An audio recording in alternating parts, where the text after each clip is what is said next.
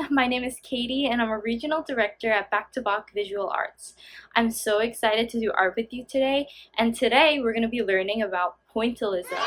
Now, you may be wondering, what does pointillism mean? But don't worry, we're going to learn about it together. So today we're going to be making pointillism landscapes inspired by a great artist. He's one of my favorites and his name is Georges Seurat.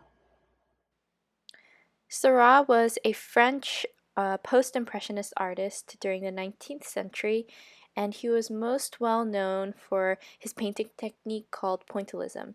And he was also really well known for his use of color and different optical effects in all of his work.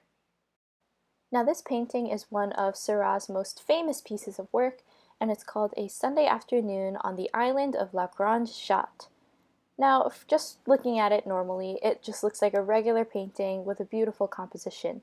But as we start to zoom in, you can see that this painting is actually made up of many tiny brushstrokes, almost like lots of different dots in different colors in a single composition.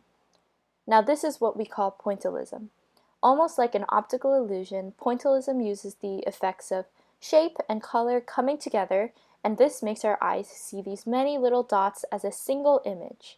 How cool is that? Some other very famous works of pointillism that we can look at include A Pine Tree by Anri Edmund in 1905, which was oil paint on a canvas, and as you can see, the lighting in this painting is just beautiful, and there's a lot of focus on the different colors and pops of lighting that you could see in this composition. Now, if you look very closely, there are different colors like blue and even red on the trunk of this tree. Now, you may think, hey, there's no blue or red on tree trunks, but actually in painting, using different colors in composite like this adds depth, shadow, and also highlight to the tree in ways that our eyes don't expect.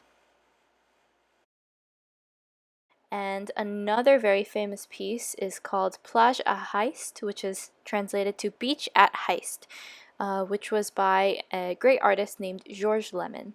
As you can see in this picture, this painting has so many great colors, and it's a lot more stylized than the work of Seurat. And so there's a lot of movement that these dots and different brushstrokes can convey in a single image. For our pointillism project today, all we're going to need are 3 simple items on the list. So we're going to need some white paper. It can also be lightly colored paper, but we want it to be light so that all of our great colors will show vibrantly on that paper. We're going to need some paint, of course. It should be washable so that we can use our hands. And last but not least, like I just mentioned, we're going to be getting down and dirty with our fingers for this project.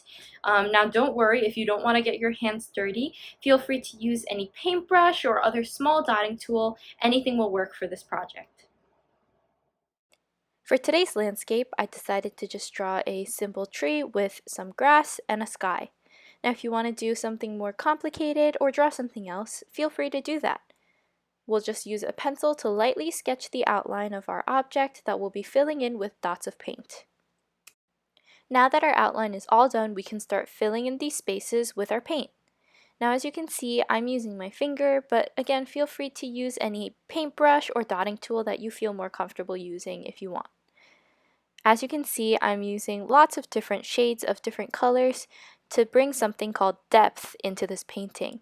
Now, it'll be hard to tell what the image is from close up, but once we zoom out, we'll be able to see a picture come to life. All the different shapes and colors coming together will make sure that we see a completed image in the very end.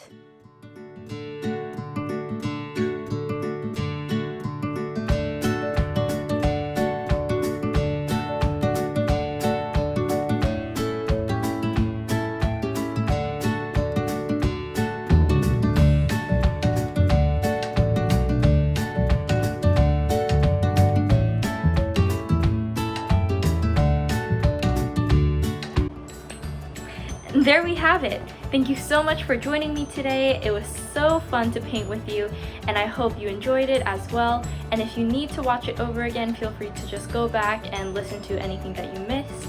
For more videos like this, for more exciting visual arts content in August, make sure you follow us at Back to Bach on all of our social media, from YouTube to Facebook and even Instagram. Bye!